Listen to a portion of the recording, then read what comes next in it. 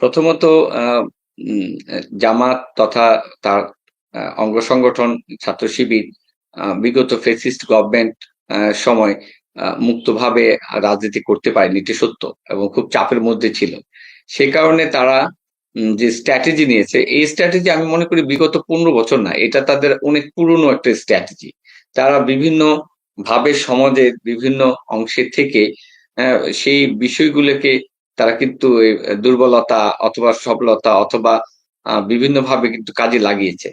তো সেই জায়গা থেকে তারা সার্ভাইভ করার জন্য স্ট্র্যাটেজি নিয়েছে। তারা জানে গোপন, এটা একটা বড় দিক আর কি, যে গোপন সংগঠনগুলি হওয়ার ফলে মানে আন্তঃসম্পর্কের জায়গাগুলোও কিন্তু আপনার আহ, এখন কিন্তু ভেঙে পড়ছে অনেক ক্ষেত্রেই।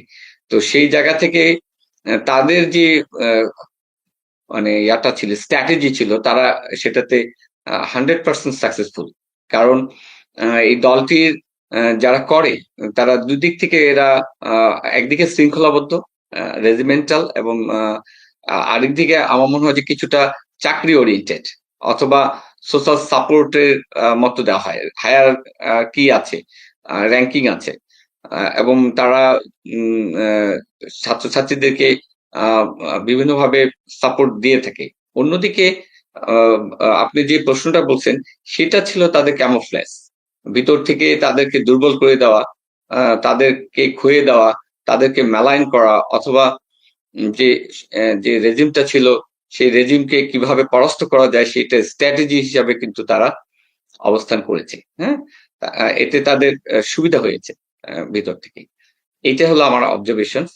আর এটার আমি মনে করি এটা হতো না, এই সুযোগটা কিন্তু আমাদের আহ, যে চলমান যে রাজনৈতিক সংগঠনগুলো ছিল আহ, তারাই কিন্তু করে দিয়েছে। বিশেষ করে বিগত ফ্যাসিস্ট গভর্নমেন্ট সে ক্ষেত্রটা তৈরি করে দিতে সাহায্য করেছে। নির্বাচনহীনতা, তারপরে হলো আন্ডারগ্রাউন্ডে চলে যেতে বাধ্য করা, বা এগুলা কিন্তু এরই কুফল।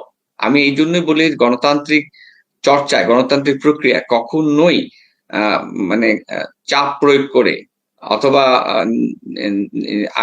আইনি ভাবে হোক, মাসলম্যান মাধ্যমে হোক, নিপীড়ন করে কোনো কিছু জমানো যায় না। এটাকে রাজনৈতিক ভাবে মোকাবেলা করাটাই শ্রেয়।